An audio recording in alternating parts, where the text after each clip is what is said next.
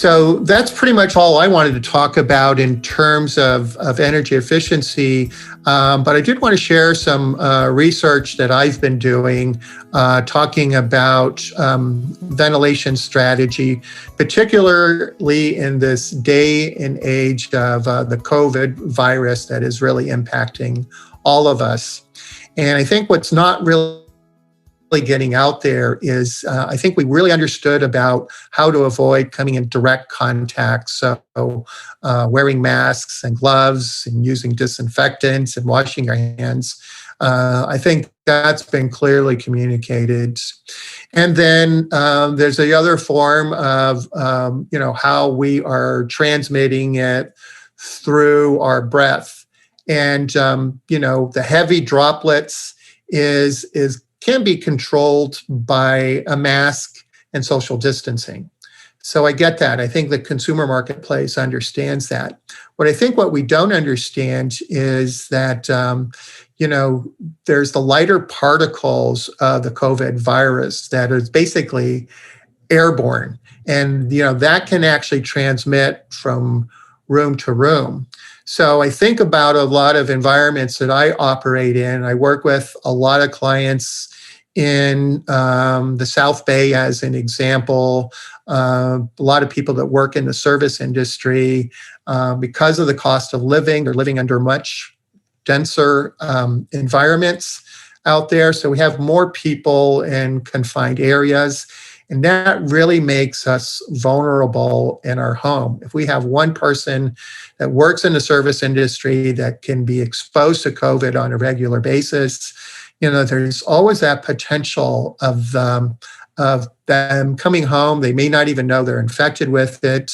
They're doing all of the necessary protocols, but they just don't realize that this COVID virus is airborne, and this will communicate from room to room.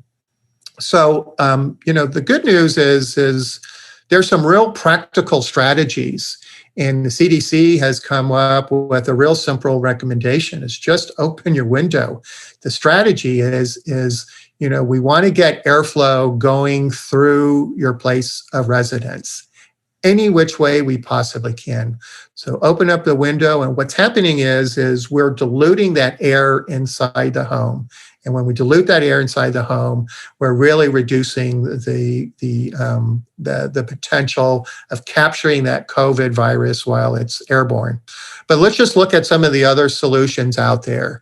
Is portable fans, stationary ceiling fans. Again, we just want to get air circulating to start to dilute that air that could contain the COVID virus. One of the ones that I actually use is a window fan. So that basically connects right up to the window, and that has a multiple effect. Now it's bringing in outside air directly, and it's now pushing air throughout the home. So it has that double benefit of that. Another high recommendations are looking at air purifying systems. So these are ones that are certainly available. They're room air purifying systems, but we want to look at the ones with a HEPA filter. So that really has the ability to capture aerosol particles, viruses, smoke, and as well as other things. And we really want that kind of a HEPA grade air purifying system out there as an absolute minimum. Put that in a room where people are congregating and socializing, and utilize that. We also have a couple of other practical alternatives. If you have central heating and cooling, just turn the fan on. There's a switch on the thermostat that it either says auto or on. Switch that to on. So now what you have is you have the fan system of your heating and cooling system. The heating and cooling's not on, but the fan's on. So what's that doing? That's circulating air throughout the house. That's getting that dilution that we want to achieve. What we also understand is when we're running air through circulation like that, it's actually drying out the virus and it's making it non-viral. So it really has that additional benefit of making that virus non-viral. In addition to that, if you have central heating and cooling system, is think about installing a MERV 13 filter. So MERV is a rating system. MERV 13 is actually required for all new installations out there, but that's a higher grade of a filter that's actually designed to capture the smaller airborne particles that could contain the coronavirus. So there's a caveat with that. And my website, Sustainrgy.com, has more information on that. You can't just run out, install a MERV 13 filter because it has a higher capture rate. It's more restrictive, and that reduces airflow. So now you start impeding the performance of your overall heating and cooling system. So as a result of that, you really want to talk to an HVAC contractor to really understand what we need to do to the system to make sure we're not impairing the overall performance of your heating and cooling system. And again, I have more information on my website, Sustainrgy.com, that talks about a lot of this all in detail. Last but not least, we can do it yourself. You can make your own air purifying system. Go out and buy one of those. They're not very attractive, but those box fan systems.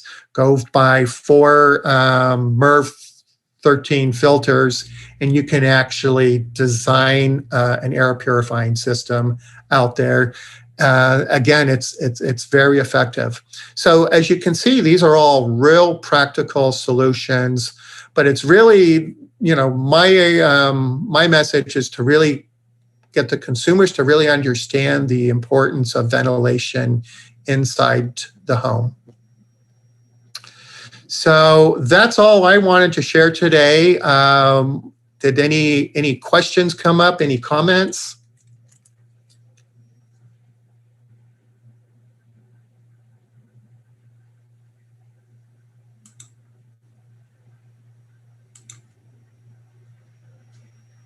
I can't hear you.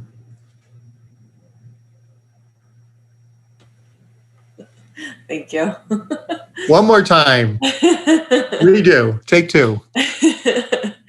I actually really like the fact that you brought up the air filter systems because, not only for coronavirus, but there's a lot of other things that we tend to track into our homes and we don't even realize it. We're sealing up our homes with these double pane windows and, a lot of different great improvements on the property, but yet we're also forgetting sometimes that, outside air is actually cleaner than indoor air because we're bringing in furniture that has off-gassing and painting walls that has an off-gas and all these other things that most people don't tend to consider. So I love that you brought up the ventilation because it definitely is something that people don't consider enough and they definitely need to reconsider. And of course, replacing your filter. A lot of people forget to replace their filter. I mean, I replace mine every 1 to 2 months, but that might be a little bit more than most people. But I like to keep a clean air filter because I don't want all that nastiness coming right back into my house. So,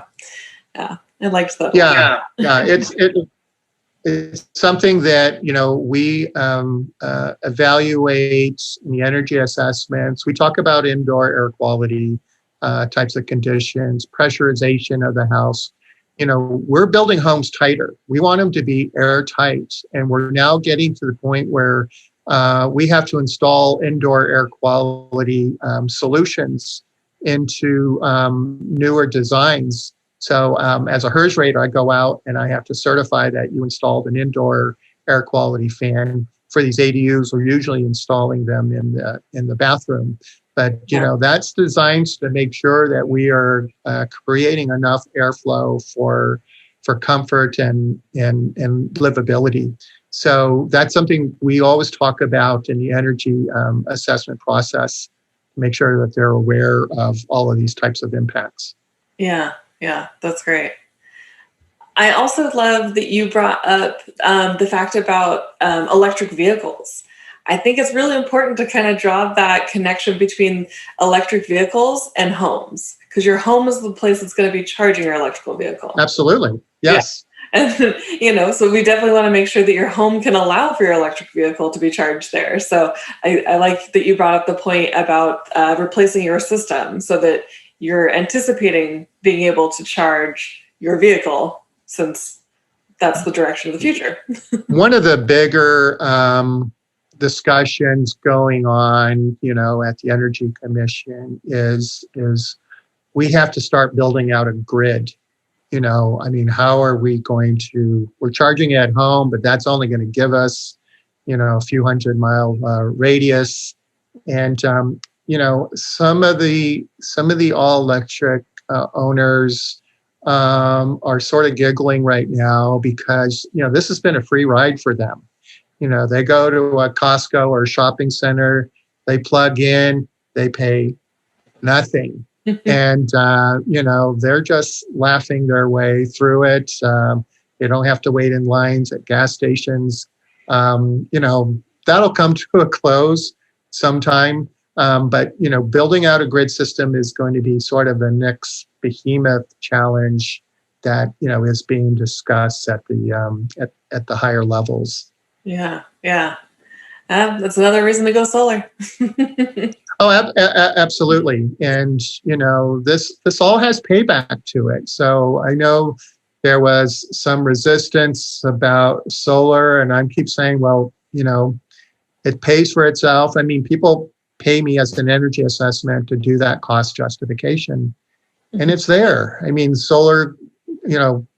Solar used to have a real quick payback, 7 or 8 years. Utility companies sort of changed that with time of use billing, and they made things a lot more complicated out there. But, it does have that cost benefit that, again, we don't talk about when we're doing any other types of renovations inside the home. So it's important to sort of make sure people are conscientious about that and realize that this is an investment for them. And this is coming, sure as, I could say that this is going to happen. We're entering into an all electric world for all the right reasons. Yeah.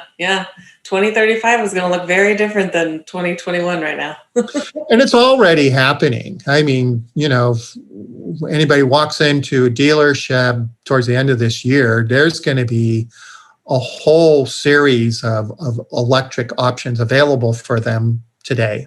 Yeah. It's great. Greener world. Absolutely. Awesome. Well, thank you so much for coming on today. If anybody else wants to find out more information from you, where should they go? So my website is sustainrgy.com. I've updated it. It's very fresh. It's new. All that information about COVID that I talked about is on there. So please visit that. There's a mailing list that you can sign up for. I'm also doing sort of a free energy assessment. So you go on there and you're basically filling out a survey, and I basically can give you some immediate feedback. It's pretty straightforward from my standpoint. How old's your home? What area of San Diego are you in? And that tells me a lot of information right there, and I can start having a dialogue with them. And sometimes it turns into an energy assessment, but it's an opportunity to educate the consumer marketplace. What I don't want them to see is just starting to make the wrong decisions out there with jumping to an HVAC solutions, because it's just not the right. It's not the right approach. And hopefully we get to a point where people start thinking of, okay, let's get an energy assessment done. We want to do some improvements, and we have some comfort issues. It's far more cost effective to putting insulation in those walls first before you think about doing any kind of an HVAC upgrade or solar upgrade. Mm-hmm. Yeah. It's a great point. Wonderful. Well, thank you so much for coming on today, Will. This has been very informative. I'm sure our viewers are going to enjoy learning all about energy efficiency. So thanks so much. Yes. Yeah. Thank you for inviting me. Sustainrgy.com. Be happy to stay in contact with you and answer any questions that come up. Perfect. Thank you. Thanks.